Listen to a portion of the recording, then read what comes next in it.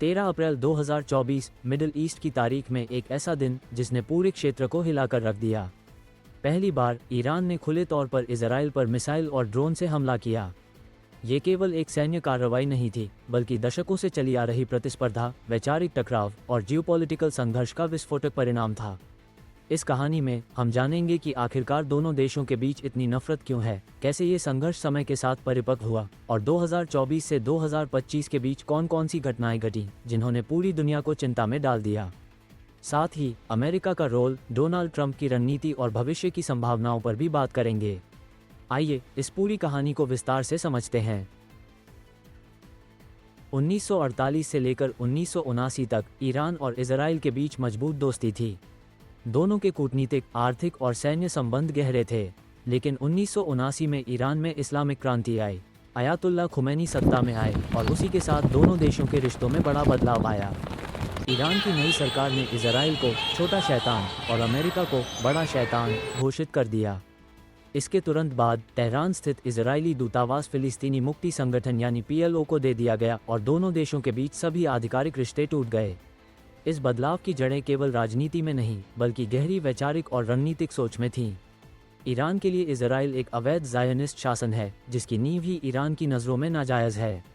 Iran के धार्मिक और राजनीतिक नेता लगातार इजराइल के अस्तित्व को चुनौती देते रहे हैं। जवाब में इजराइल को डर है कि ईरान का परमाणु कार्यक्रम एक दिन उसे इस क्षेत्र में सर्वाधिक खतरा बना सकता है। ईरान दावा करता है कि उसका परमाणु कार्यक्रम पूरी तरह शांतिपूर्ण है, लेकिन इजराइल और पश्चिमी देशों को इस पर भरोसा नहीं।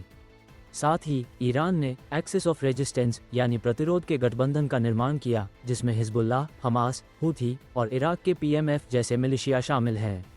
ये सभी संगठन इजराइल के खिलाफ ईरान के लिए मोर्चा संभालते हैं। इजराइल ने भी अपनी सुरक्षा रणनीति बदल दी। अब वो केवल डिफेंसिव नहीं, बल्कि ऑफेंसिव भी हो गया। सीरिया में ईरान समर्थित ठिकानों पर एयर स्ट्राइक, साइबर हमले, जैसे 2010 में स्टक्सनेट वायरस के जरिए ईरानी परमाणु कार्यक्रम को नुकसान पहुंचाना और ईरान के न्यूक्लियर वैज्ञानिकों की टारगेटेड किलिंग, ये सब इजरायली रणनीति का हिस्सा रहा है। वहीं ईरान की ओर से हिजबुल्लाह दक्षिणी लेबनान से इजराइल पर रॉकेट दागता रहा है, हूथी यमन से रेड सी में इजरायली जहाज़ों को निशाना बनाते हैं और Iraqi militia Syria Iraq border पर इजरायली हितों को नुकसान पहुंचाते हैं। इसे शैडो वॉर यानी छाया युद्ध कहा जाता है, जिसमें दोनों देश सीधे आमने सामने नहीं आते, बल्कि अपने अपने प्रॉक्सी के जरिए लड़ाई लड़ते हैं। लेकिन अप्रैल 2024 में ये छाया युद्ध खुली जंग में बदलता नजर आया। 1 अप्रैल 2024 को इजराइल ने सीरिया के दमिश्क में स्थित ईरानी कॉन्सुलेट पर एयर स्ट्राइक की। इस हमले में ईरान के कुद्स फोर्स के senior commander major general Mohammad Reza Zahedi समेत 13 लोग मारे गए। ईरान ने इसे अपनी संप्रभुता पर सीधा हमला बताया और प्रतिशोध की कसम खाए। 13 अप्रैल को ईरान ने 300 से भी ज़्यादा मिसाइल और ड्रोन एक साथ इजराइल की ओर दागे। ये हमला ऐतिहासिक था, क्योंकि 1979 के बाद पहली बार ईरान ने सीधे इजराइल की ज़मीन को निशाना बनाया। इजराइल के आयरन डोम, डेविड स्लिंग और पेट्रियट मिसाइल डिफेंस सिस्टम्स ने अमेरिका, ब्रिटेन, फ्रांस और जॉर्डन की मदद से 99% से ज़्यादा मिसाइल और ड्रोन को रास्ते में ही नष्ट कर दिया। इसके बावजूद ये हमला मिडिल ईस्ट की राजनीति में एक नया मोड़ लेकर आया। इस हमले के चंद दिन बाद 19 अप्रैल को इजराइल ने जवाबी कार्रवाई की। उसने ईरान के इस्फहान शहर के पास एक एयर डिफेंस फैसिलिटी को टारगेट किया। यह इलाका ईरान के परमाणु कार्यक्रम के लिए बेहद संवेदनशील है। हालांकि यह स्ट्राइक सीमित और सटीक थी, लेकिन इससे संदेश साफ था कि इजराइल अपने दुश्मन की सैन्य और न्यूक्लियर इंफ्रास्ट्रक्चर तक पहुंच सकता है। अमेरिका ने दोनों पक्षों से संयम बरतने की अपील की और तत्काल बड़े युद्ध की स्थिति को टालने की कोशिश की। डोनाल्ड ट्रंप, जो उस समय राष्ट्रपति पद के उम्मीदवार थे, उन्होंने फायर फाइटिंग डिप्लोमेसी दिखाते हुए सीज़फायर का प्रस्ताव रखा। थोड़े समय के लिए पूरे क्षेत्र में तनाव कुछ कम हुआ, लेकिन ये शांति ज़्यादा दिन नहीं रही। कुछ ही हफ्तों में हिजबुल्लाह ने लेबनान से फिर रॉकेट बरसाना शुरू कर दिया। यमन के हूथी ने रेड सी में इजरायली या उससे जुड़े जहाज़ों पर हमले तेज कर दिए। इजराइल ने सीरिया और लेबनान में अपने एयर स्ट्राइक जारी रखे। वहीं अप्रैल के बाद ईरान ने अपने फोर्डो न्यूक्लियर साइट पर यूरेनियम संवर्धन की गति बढ़ा दी। यानी दोनों देशों के बीच छाया युद्ध फिर से तेज हो गया। हालांकि बड़े पैमाने की जंग की स्थिति कुछ समय के लिए टल गई, लेकिन तनाव लगातार बना रहा। अमेरिकी सेना ने अपनी मौजूदगी बढ़ा दी। डिएगो गाजिया बेस पर भी 2 बॉम्बर्स तैनात किए गए। सैटेलाइट इंटेलिजेंस से पता चलता है कि ईरान ने अराक और नतांज के न्यूक्लियर साइट्स पर गतिविधि तेज कर दी है। 2025 के जून में हालात फिर बिगड़ गए। इजराइल ने अचानक ईरान के प्रमुख सैन्य और न्यूक्लियर ठिकानों पर सर्जिकल स्ट्राइक्स की। इसके जवाब में ईरान ने मिसाइल और ड्रोन से सीधा इजराइल को निशाना बनाया। अमेरिका ने भी इजराइल के समर्थन में ईरान के न्यूक्लियर साइट्स पर एयर स्ट्राइक की, जिसमें नतांज और फोर्डो जैसे संवेदनशील ठिकाने शामिल थे। इस पूरे संघर्ष में अमेरिका का रोल बेहद महत्वपूर्ण रहा। वह लगातार इजराइल को सैन्य और खुफिया सहयोग देता रहा, लेकिन साथ ही खुले युद्ध से बचने की कोशिश भी करता रहा।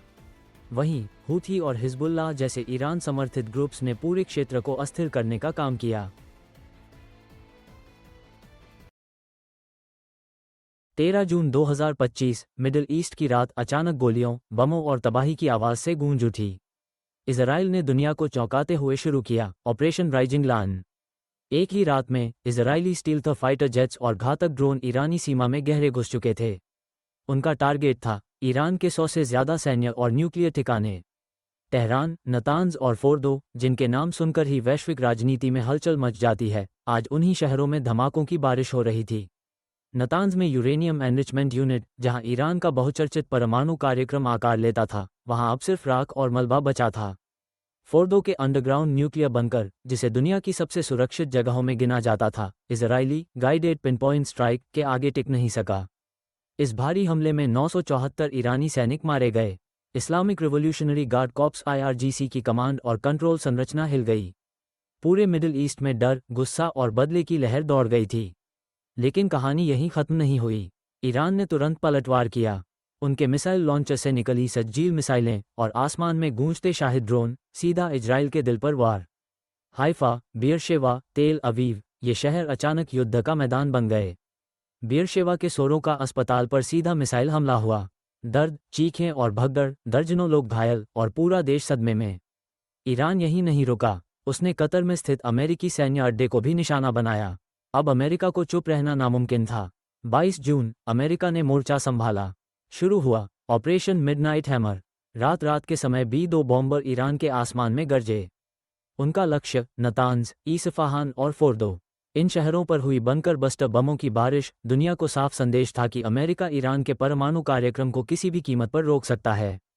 इन हमलों ने ईरान की सैन्य और परमाणु क्षमता को सालों पीछे धकेलने की कोशिश की।